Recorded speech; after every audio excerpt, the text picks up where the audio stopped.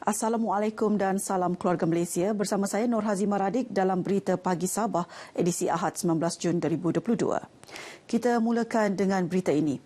Usaha mencari dan menyelamat dua remaja lelaki yang dikuatiri lemas ketika mandi di Sungai Kampung Pogunon Penampang diteruskan hari ini.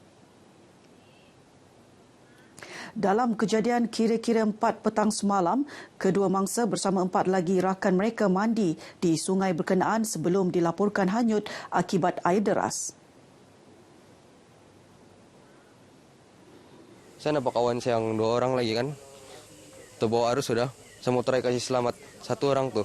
Saya lepas tuh kayu, saya mau try kasih selamat tapi saya tidak dapat karena bawa pot tuh arus, saya akan bawa pergi dalam.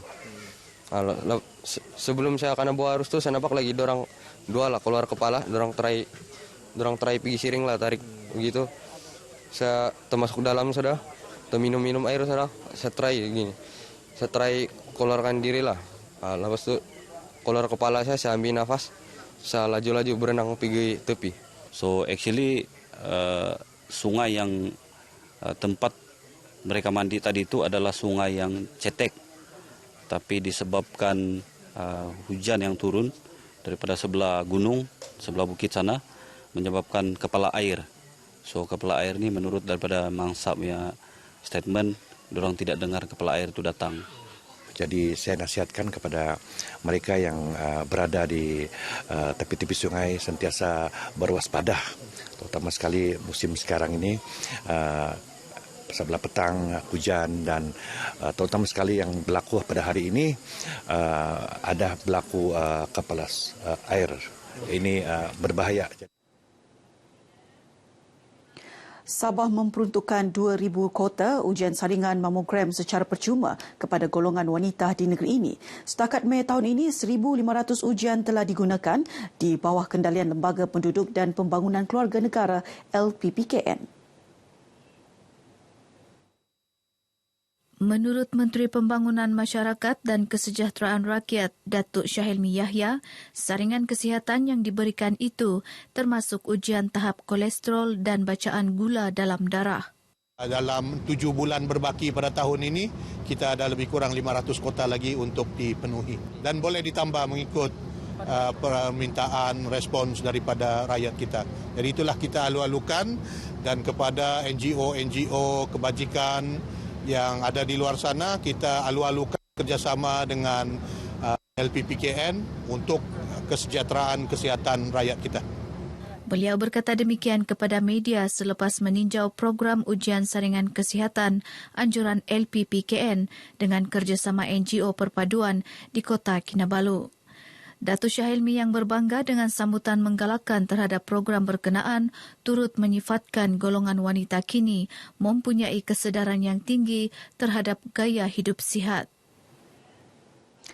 RM2 bilion diperuntukkan kepada Majlis Amanah Rakyat MARA di bawah program penganjuran pelajaran MARA. Menerusi program ini, 60,000 pelajar disasar menerima manfaat penajaan di bawah skim pinjaman boleh ubah. Pengurusi MARA Datuk Seri Panglima Aziza Muhammad Dun menjelaskan ia merupakan inisiatif MARA membantu golongan Bumiputra untuk bersaing sekaligus menyumbang kepada pembangunan negara. Dapat maklumat tentang IPMA institusi pengajian tinggi kita MARA yang mana ada banyak terdapat di seluruh negara ini dan menawarkan pelbagai program TVET, Universiti Kuala Lumpur ini ialah the highest TVET yang the best in Malaysia ni. Dengan kebeli pasaran pekerjaan sampai ke tahap 96.8%.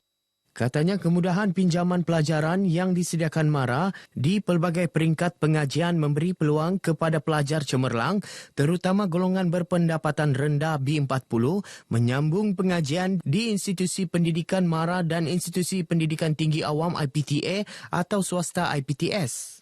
Beliau berkata demikian kepada media selepas merasmikan Karnival Institusi Pendidikan MARA KIPMA di Kota Kinabalu. KIPMA merupakan program turun padang MARA dan institusi pendidikan di bawahnya untuk memberi penerangan lanjut mengenai kemudahan pendidikan yang disediakan. Saya datang nak tanya-tanya dekat sini, nak tengok, nak sambung dekat mana semua. Saya rasa eloklah diorang buat macam ni supaya kita orang yang buyer-buyer sebaya dengan saya ni boleh tahulah nak sambung kat mana. Tempat diorang memang sesuai lah buat dekat sini. Untuk pengetahuan awal lah, tempat mau sambung belajar untuk masa depan lah, lepas SPM ke STPM, mana universiti yang paling baik ke, ikut diorang punya kemampuan dengan minat lah, ikut keputusan SPM dan STPM. Sangat okey sebab dia lebih bagi pendedahan lah kepada mana-mana lepasan SPM dan STPM tu tentang IPMA ni, pendidikan daripada pihak MARA. Jejak warisan sandakan yang wujud sejak 2003 wajar dipelihara bagi memastikan warisan sejarahnya sentiasa diingati. Ini kerana tapak ketinggalan bersejarah itu merupakan ikonik bandar sandakan yang memperlihat keunikan dan kepelbagaian budaya masyarakatnya. Jejak warisan sandakan melibatkan 10 tapak warisan bersejarah di daerah ini iaitu Masjid Jami' As-Sheikh Hasbullah At-Tahiri, Monumen Peringatan William Pryor, Tangga Seribu, Rumah Agnes Keats, Peninggalan Tangga Lama, Tokong Kunyam, Gereja St. Michael, Tokong Cina Sam Singkung, Air Pancut Malaysia dan Muzium Warisan Sandakan. Menteri Pelancongan, Kebudayaan dan Alam Sekitar Sabah Datuk Jafri Arifin berkata, komitmen kementerian untuk terus memelihara kawasan berkenaan berupaya memastikan warisan terdahulu dapat diwarisi generasi akan datang sekaligus menjadi nilai tambah kepada pelancongan di Bandar Alam Semula Jadi ini. Usaha ini akan kita teruskan dan dari semasa ke semasa kita akan pastikan tempat-tempat jejak warisan ini dapat kita jaga dan kita pertingkatkan mutu untuk diayati dan juga diapresiasi oleh para pelancong dan juga masyarakat antarabangsa. Beliau berkata kepada media selepas menyempurnakan Majlis Pelancaran Papan Informasi Jejak Warisan Sandakan 2022 di Sandakan. Papan Informasi Jejak Warisan Sandakan disediakan dalam 3 bahasa iaitu Bahasa Melayu, Bahasa Inggeris dan Bahasa Cina. Terletak di kawasan tangga menuju Wisma Bandaraya dan Wisma Perbandaran Majlis Perbandaran Sandakan. Beralih kepada perkembangan semasa COVID-19, angka jangkitan harian terus meningkat dengan jumlah kes baru sebanyak 127 kes, 12 kes lebih tinggi daripada hari sebelumnya. Tiada kematian direkodkan. Menteri Kerajaan Tempatan dan Perumahan Datuk Seri Panglima Marsudi Manjun dalam kenyataannya menegaskan trend semasa menunjukkan peningkatan jangkitan harian dan rakyat diingatkan agar tidak lalai daripada mematuhi semua SOP khususnya semasa berada di kawasan sesak. Menurut Datuk Marsudi, daerah Pinampang mencatat jangkitan 4 kali ganda daripada 12 kes kepada 48 kes. Ia merupakan pertambahan 36 kes dalam tempoh 24 jam dan menjadi penyumbang utama kepada pertambahan jumlah jangkitan baharu di Sabah. Dengan pertambahan kes harian di beberapa daerah, khususnya di daerah-daerah yang padat dengan penduduk, peratusan pesakit kontak rapat juga mulai bertambah. Di Penampang, sebanyak 50% daripada kes semalam merupakan kontak rapat, manakala Kota Kinabalu merekodkan 10 kontak rapat. Jumlah ini dijangka bertambah secara berganda setiap hari sekiranya lebih ramai terdedah kepada pembawa virus COVID. Seterusnya ikuti statistik terkini kes baharu mengikut daerah dan kadar vaksinasi Sabah.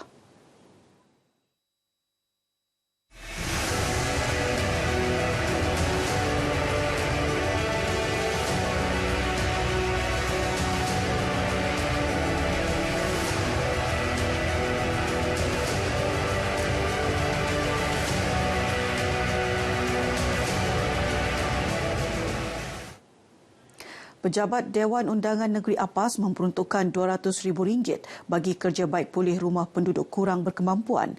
Penduduk yang menerima manfaat termasuklah Kampung Indra Sabah, Batu Payung, Sungai Gading, Juragan, Kampung Tintingan dan Tinagat. Adun Apas Datuk Nizam Abu Bakar Titingan berkata, peruntukan melibatkan bahan binaan seperti papan lapis, zinc, batu bata, kerusi plastik dan tangki diberikan kepada 30 ketua isi rumah kawasan Dun Apas. Kita sedia maklum bahawa harga-harga barang sekarang ni pembinaan termasuklah harga-harga barang binaan semuanya pun harga telah naik dan sebab itu sedikit bantuan daripada saya selaku ADUN melalui peruntukan khas ADUN maka dapatlah meringankan bebanan mereka dalam membantu mereka membaik pulih atau menggantikan zinc ataupun plywood yang telah usang. Beliau berkata kepada RTM selepas menyampaikan sumbangan dan menyantuni penduduk kurang berkemampuan di Kampung Indra Sabah, Tawau. Ribuan terima kasih kepada Datuk Nizam Dun Apas 68 kerana memberi sumbangan kepada penduduk-penduduk Kampung Indra Sabah. Alhamdulillah bersyukur kerana menerima bantuan daripada YB Datuk Nizam dari Parti GRS dan sentiasa memberi keperluan, melengkapkan keperluan yang kita perlukan di kampung ini. Persatuan dan badan bukan kerajaan NGO yang melaksana kerja-kerja sosial diajak mendalami pengetahuan berhubung prinsip, nilai dan etika dalam praktis sosial. Ia bagi membolehkan mereka mengambil berat tentang perbezaan individu dan kepelbagaian budaya. Pensyarah kanan Fakulti Psikologi dan Pendidikan Universiti Malaysia Sabah UMS yang juga ahli Majlis Perkhidmatan Masyarakat Sabah MPMS Dr. Habibi Ibrahim berkata ia boleh dilaksana melalui 6 fasa perkembangan kerja kelompok melibatkan fasa perancangan, permulaan, penilaian pertengahan, penilaian semula dan penamatan. Beliau berkata demikian dalam kursus asas kerja sosial 2022 anjuran MPMS di Kota Kinabalu. 43 peserta menyertai kursus berkenaan antaranya kaki tangan kerajaan, pasukan pelindung kanak-kanak, pusat aktiviti kanak-kanak, Persatuan Kesihatan Jiwa Sabah, Seri Mengasih Center dan Persatuan Ibu Tunggal Sabah. Berita Pagi Sabah edisi Ahad 19 Jun berakhir di sini. Saudara, kes harian COVID-19 di Sabah kembali meningkat. Justru sama-sama kita terus patuh SOP, kita jaga kita. Saya Nur Hazimah Radik, salam hormat. Sabah Maju Jaya, gabungan rakyat, peneraju hidup aman bahagia. Generasi Z, mari bangkitlah, kita bersama menjadi teguh. Negeri Sabah bumi yang tercinta, tanahku pada darahku. Ayo kita jadikan negeri kita terus terbilang maju jaya dalam Malaysia dan seluruh dunia.